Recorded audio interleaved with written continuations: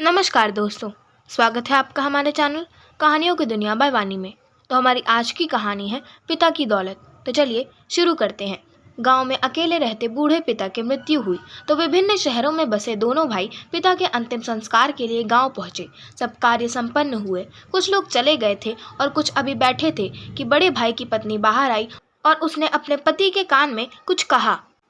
बड़े भाई ने अपने छोटे भाई को भीतर आने का इशारा किया और खड़े होकर वहां बैठे लोगों से हाथ जोड़कर कहा, अभी 5 मिनट में आते हैं।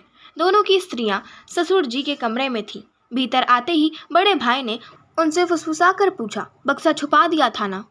हाँ, बक्सा हमारे पास है। चलिए जल्दी से देख लेते हैं, नहीं तो कोई आसपास का हक जताने आ जाएगा और कहेगा कि तुम्हारे पीछे हमने तुम्हारे बाबूजी पर इतना खर्च किया वगैरह वगैरह। क्यों देवर जी? बड़े की पत्नी ने हंसते हुए कहा। हाँ, सही कहा भाभी, कहकर छोटे ने भी सहमति जताई। बड़ी बहू ने जल्दी से दरवाज़ा बंद किया और छोटी ने तेजी से बाबूजी की चारपाई के नीचे से एक बहुत पुराना बक्सा निकाला। दोनों भाई तुरंत तेजी से नीचे झुके और बक्से को खोलने लगे। अरे पहले चाबी तो पकड़ो, ऐसे थोड़े ना खुलेगा। मैंने आते ही ताला लगाकर चाबी छुपा ली थी। बड़ी बहू ने अपने पल्लू के एक छोर पर बंधी हुई चाबी निकाली और अपने पति को पकड़ा दी। बक्सा खुलते ही वहां मौजूद चारों बक्से पर झुक गए। उन्हें विश्वास नहीं हो रहा था कि कोई ये सब भी भला सहेज कर रखता है। चारों के चेहरे निराशा से भर गए। तभी छोटे भाई की नज़र बक्से के कोने में कपड़ों के बीच रखी एक कपड़े की थैली पर गई। उसने तुरंत आगे बढ़कर उस थैली को बाहर निकाला। ये देखकर सबकी नज़रों में अचानक चमक आ गई। सभी ने लालची नज़रों से उस थैली को टटोला। छोटे भाई ने उस थैली को वहीं ज़मीन पर पलट दिया। उसमें कुछ रुपए थे और साथ में एक कागज़ जिस पर कुछ लिखा हुआ था। छोटे भाई ने रुपए गिने तो लगभग 20,000 रुपये थे। बस, और कुछ नहीं है। अरे इस कागज़ को पढ़ो, जरूर किसी बैंक अकाउंट या लॉकर का विवरण होगा, बड़ी बहू ने कहा।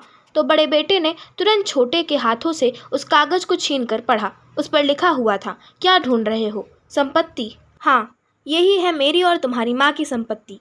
तुम दोनों के बचपन की वो यादें जिसमें तुम शामिल थे, वो खुशबू, वो प्यार, वो अनमोल पल आज भी इन कपड़ों में, इन तस्वीरों में, इन छोटे छोटे बर्तनों में मौजूद है। यही है हमारी अनमोल दौलत।